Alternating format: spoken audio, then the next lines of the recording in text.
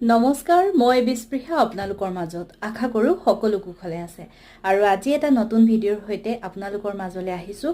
আশা কৰোঁ ভিডিঅ'টো শেষলৈকে চাব, স্কিপ নকৰাকৈ চাব আৰু যদি ভিডিঅ'টো ভাল লাগে তেতিয়াহ'লে শেষত শ্বেয়াৰ কৰিবলৈ নাপাহৰিব। আৰু আজি আপোনালোকলৈ এই ভিডিঅ'টোৰ জৰিয়তে এটি নিমন্ত্ৰণীমূলক বাৰ্তাও লৈ আহিছোঁ। গতিকে ভিডিঅ'টো শ্বেয়াৰ কৰিব আপোনাৰ দ্বাৰা যাতে আন 10জনেও আমাৰ এই নিমন্ত্ৰণীমূলক বাৰ্তাটি লাভ কৰিব পাৰে। আৰু আজি এই ভিডিঅ'টো কথাখিনি যুগুত কৰিছে মোৰ হাজবেণ্ড মিষ্টাৰ অম্লানজ্যোতি দত্তই আৰু মই আপোনালোকৰ আগত দাঙি ধৰিবলৈ প্ৰয়াস কৰিছোঁ। তেতিয়াহ'লে বলকচোন আৰম্ভ কৰোঁ অম্লানজ্যোতি দত্তৰ কলমেৰে আত্ম উপলব্ধিৰে কিছু কথা। পৃথিৱীত ঈশ্বৰ আছে বুলি আপুনি বিশ্বাস কৰেনে? ঈশ্বৰৰ অস্তিত্বক আপুনি কিদৰে বিশ্বাস কৰে? কোনে কি ভাবে বা কোনে কি কয় সেই সম্পৰ্কে প্ৰত্যেকৰে নিজৰ নিজৰ কথা। কিন্তু আপুনি বা মই কিদৰে চিন্তা কৰোঁ সেয়াহে ডাঙৰ কথা। এটা কথা সত্য যে ঈশ্বৰক চিন্তা কৰিবলৈকে ঈশ্বৰে আমাক এই মানৱৰূপী শৰীৰটো প্ৰদান কৰিছে, য'ত অহৰ্নিশে নিহিত হৈ থাকে বাক শক্তি, যিটো কিন্তু আন প্ৰাণীৰ নাই। ঈশ্বৰৰ সম্পৰ্কে জানিবলৈ বা বুজিবলৈ হ'লে আমাৰ যিসমূহ ধৰ্মগ্ৰন্থ আছে সেইসমূহৰ অধ্যয়ন আৰু সৎসংগত তাৰ বিশ্লেষণ অপৰিহাৰ্য।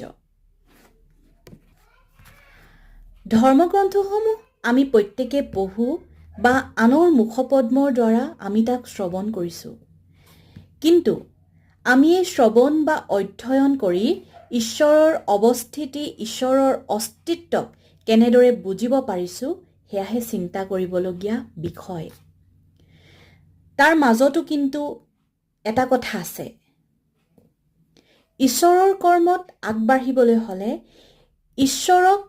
ঈশ্বৰৰ অস্তিত্ব আমি আমাৰ হৃদয়ত স্থাপন কৰিবলৈ হ'লে ঈশ্বৰৰ কৃপা কিন্তু আমাক লাগিবই। ঈশ্বৰৰ কৃপাৰ অবিহনে এয়া অসম্ভৱ। ঈশ্বৰক বিশ্বাস কৰি চলাজনৰ কিছু কষ্ট হ'ব পাৰে, কিন্তু তেওঁ কেতিয়াও বিপদত নপৰে, এয়া নিশ্চিত। বহুতে ক'ব বিচাৰে বা আমিও বহু সময়ত শুনিবলৈ পাওঁ, তেওঁচোন বৰ ঈশ্বৰ বিশ্বাস কৰে, তেওঁকনো ঈশ্বৰে এনে গতি কৰিব লাগেনে? বা তেওঁকনো ঈশ্বৰে ইমান কষ্ট দিব লাগেনে? কিন্তু আমি অজ্ঞানীসকলে এটা কথা পাহৰি যাওঁ যে ঈশ্বৰক আমি আমাৰ বিপদ আপদসমূহৰ পৰা বাচি থাকিবলৈহে চিন্তা কৰোঁ। ঈশ্বৰক আমি সদায় নিস্বাৰ্থৰূপে চিন্তা কৰিবলৈ শিকিব লাগে। জন্ম হ'লে মৃত্যু অনিবাৰ্য, এয়া চিৰন্তন সত্য। তাক আমি চিন্তা কৰি ভাবি থাকি একো লাভ নাই। আমি আমাৰ সকলো কৰ্মই সঠিক ৰূপে সঠিকভাৱে কৰি আহিছোঁ, কিন্তু ঈশ্বৰৰ প্ৰতিও যে আমাৰ জীৱশ্ৰেষ্ঠ মনুষ্যৰ কিছু কৰ্ম আছে সেয়া আমি পাহৰি যাওঁ।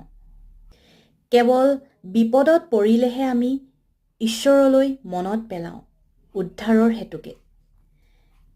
ঈশ্বৰৰ আন কাম নাই নেকি যে আপুনি বা মই বিপদত পৰিলে ঈশ্বৰলৈ চিন্তা কৰিছোঁ আৰু তেওঁ আমাক উদ্ধাৰ কৰিবই লাগিব? আমি তেওঁৰ প্ৰতি কি কৰিছোঁ আৰু কেনেকৈ কৰিছোঁ?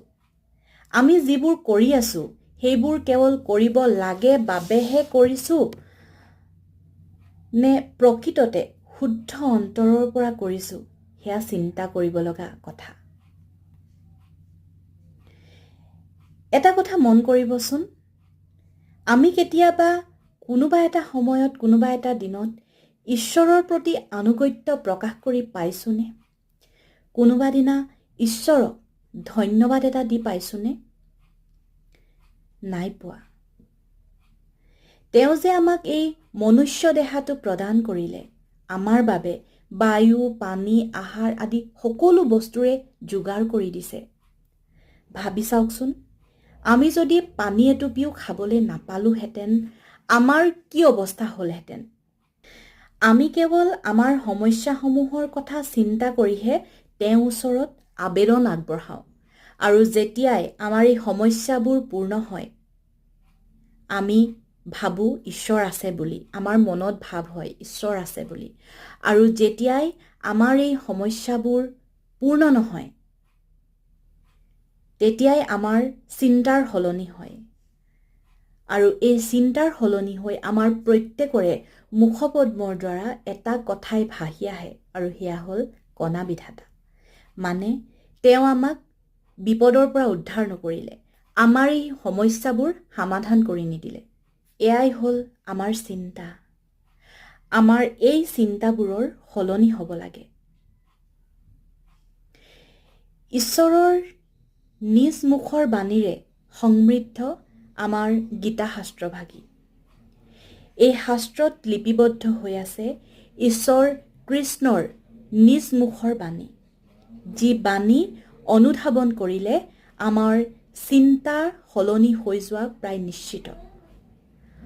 সকলো জীৱ যে ঈশ্বৰৰে সৃষ্টি, সকলোতে যে তেওঁ অন্তৰ্যামী ৰূপে নিহিত হৈ আছে, সকলো যে তেওঁ ইচ্ছামতে হৈ আছে আৰু হৈ থাকিব, সেয়া নিশ্চিতভাৱে অনুধাৱন কৰিব পাৰিম। আজি কেইদিনমান আগত গুজৰাটৰ আহমেদাবাদত যি প্লেন দুৰ্ঘটনা হ'ল, তাত বহু লোকৰ মৃত্যু হৈছে। স্বাভাৱিকতে আমিও বহুতো দুখী হৈছোঁ আৰু এই সময়তে, এই ক্ষণতে তেওঁলোকৰ পৰিয়ালবৰ্গলৈ আমিও সমবেদনা জ্ঞাপন কৰিছোঁ। বহুতে ক'ব বিচাৰে বা আমিও ভাবোঁ, সঁচাকৈ ইমানখিনি মানুহৰ মৃত্যু এনেকৈ কিয় হ'ল?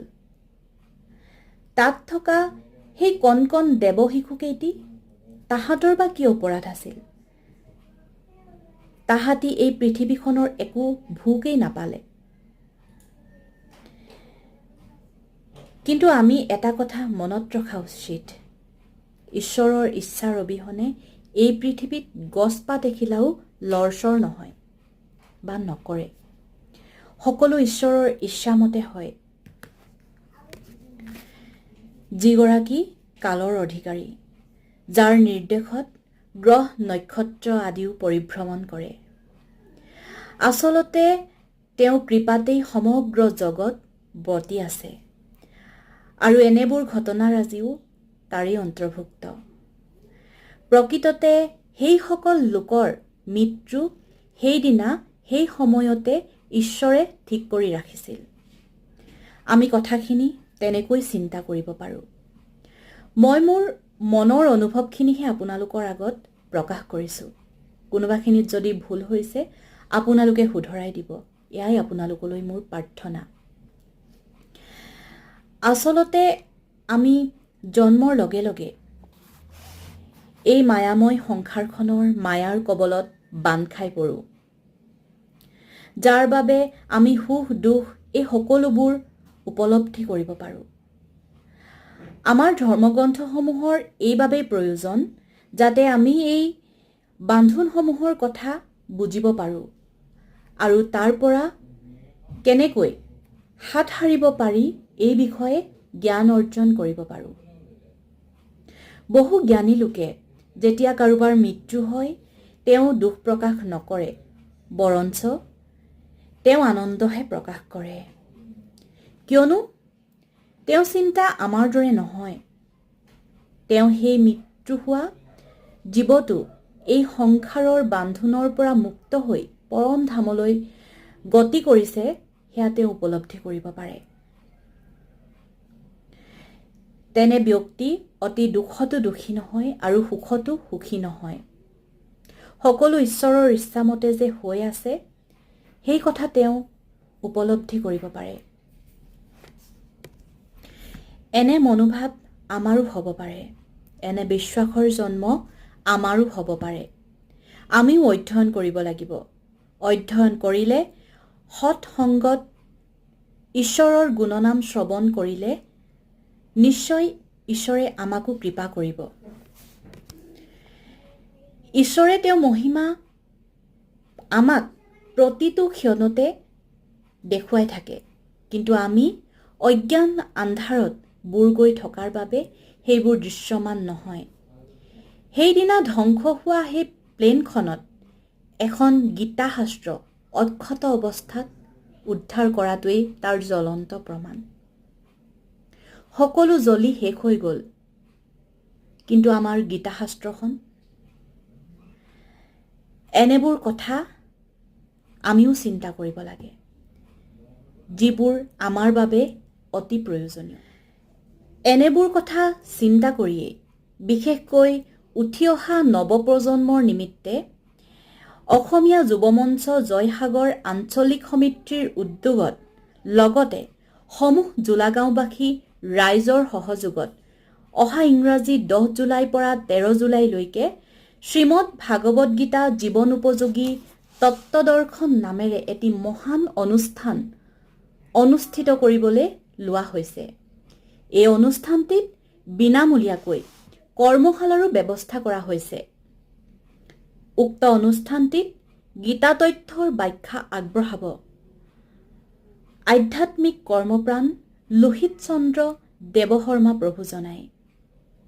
আশা কৰোঁ উক্ত অনুষ্ঠানটিত আপোনাসবু আহি আমাৰ জোলাগাঁওবাসী ৰাইজৰ লগতে অসমীয়া যুৱমঞ্চৰ যিসকল উদ্যোক্তা আৰু সহকৰ্মী আছে তেওঁলোককো আপোনালোকে সহায়ৰ হাত আগবঢ়াই অনুষ্ঠানটি সাফল্যমণ্ডিত হোৱাত অৰিহণা যোগায়। আৰু আজি মই প্ৰথমতে কোৱা নিমন্ত্ৰণীমূলক বাৰ্তাটি আছিল এয়াই, আমাৰ জোলাগাঁৱৰ বৰনামঘৰৰ প্ৰাংগণত শ্ৰীমদ ভাগৱত গীতাৰ জীৱন উপযোগী তত্ত্বদৰ্শন অনুষ্ঠানটি আয়োজন কৰিবলৈ লোৱা হৈছে।